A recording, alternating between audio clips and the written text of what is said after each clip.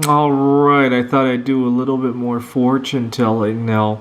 So, in a previous video, I connected the dots on a world map of three relationships I was involved in where the girl and I almost considered getting married. And I put dots on where they were from and I connected them with a curve to see where I should meet somebody next, right?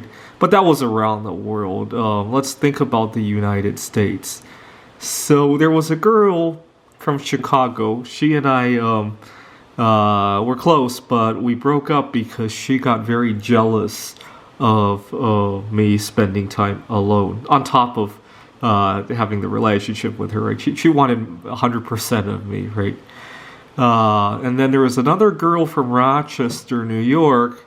I went to school in Rochester. I really didn't meet her until after I graduated. And I went home a few times to see her. And not quite marriage material, but a good best friend forever. We're still close. There was a girl from Los Angeles. I met her when I was living in New York City. We lived together.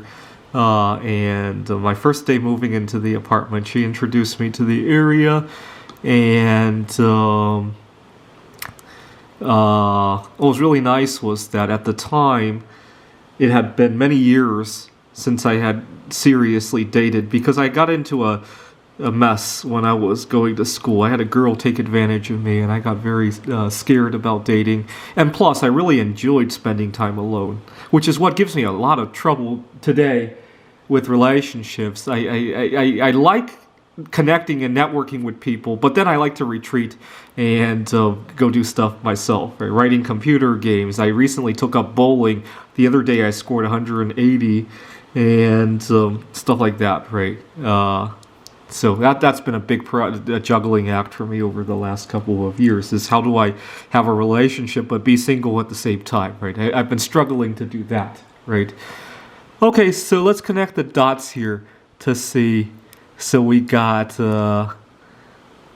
Los Angeles and Rochester, New York, and then we got to connect Chicago. Oh, Chicago is on the line, and Denver is too. There was another girl from Denver. What had happened was, well, she's actually originally from China, but she went to school in Denver, so we'll call it Denver. I had met her as a little bit of a ha-ha thing. So what had happened was I was shopping for car insurance.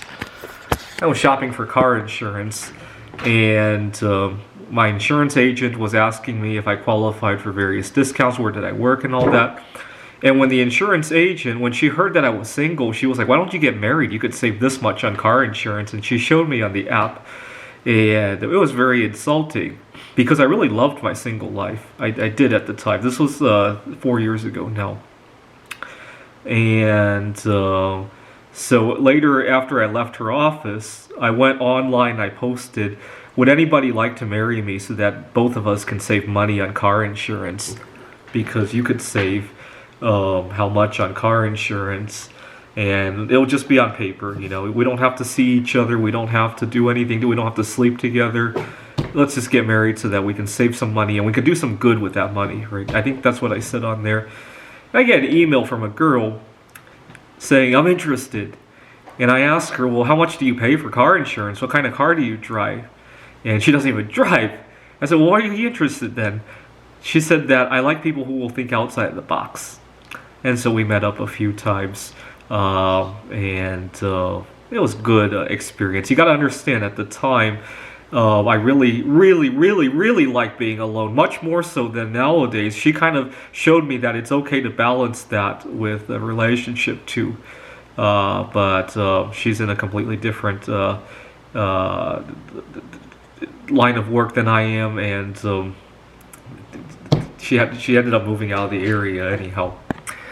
So, but it was nice. It wasn't a loss. Don't get me wrong. I learned a lot from all of these relationships. Now, did I forget anything on there? That's about it. I don't think I've met anybody natively from Seattle. Certainly not here in Wallace. Wallace is a great place to be solosexual, right?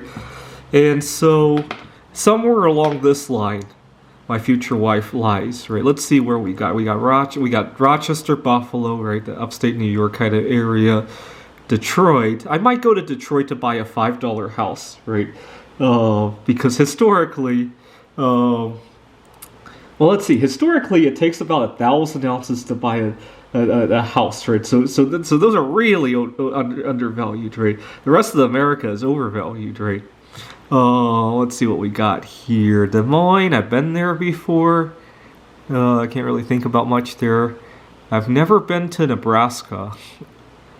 I've been to part of Arizona, a very small part actually. I think there's a highway that goes like this, so just barely. I went to see a friend in Las Vegas one time. Certainly I've been to Los Angeles before. That's about right. I'm not a southern kind of guy, so not that I would dislike people there, but different wavelengths. I'm not a Florida kind of guy either. Earlier this year or actually last year, I keep thinking it's still 2020. Last year, Trump and some of the governors of some of the states were pretty upset about these college students going out during spring break. And I'm thinking to myself, why the fuck would you want to go to Florida? I mean, it's noisy, it's crowded.